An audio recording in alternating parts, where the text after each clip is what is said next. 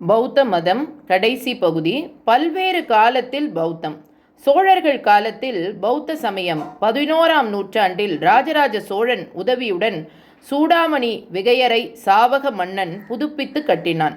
6ஆம் நூற்றாண்டு பௌத்த கோயில்களை புத்த துறவியான காசி பதேரார் நாகநாட்டு புத்த துறவிகளின் உதவியுடன் புதுப்பித்ததாக குலோத்துங்க சோழனின் அணிமங்கலம் செப்பேடு கூறுகிறது. பல்வேறு காலத்தில் பௌத்த சமயம் 4ஆம் நூற்றாண்டு முதல் 9ஆம் நூற்றாண்டு வரை காஞ்சிபுரத்தை தலைநகராக கொண்டு ஆண்ட பல்லவர்கள் பௌத்த மத வளர்ச்சிக்கு மிகவும் உறுதுணையாக இருந்துள்ளனர்.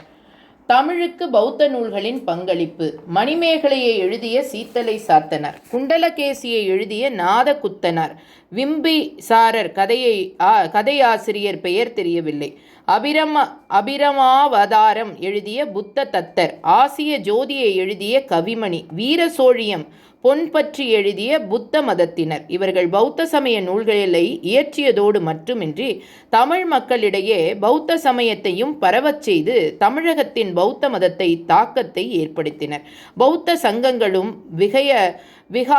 விகாரைகளும் கல்விக்கான சிறந்த இல்லங்களாக தொண்டு செய்தன. கல்வி கற்பதற்காக உலகின் பல பகுதிகளிலிருந்து மாணவர்கள் இங்கு வந்து தங்கி பயின்றனர். பௌத்த விகாரையாளரான நாலந்தா, தட்சசீலன், விக்கிரமசீலா ஆகியன மிக சிறந்த கல்வி மையங்கள் ஆகும். திபெத், சீனா ஆகிய நாட்டு மன்னவர்கள் மீது பௌத்தம் பெரும் தாக்கத்தை ஏற்படுத்தியது.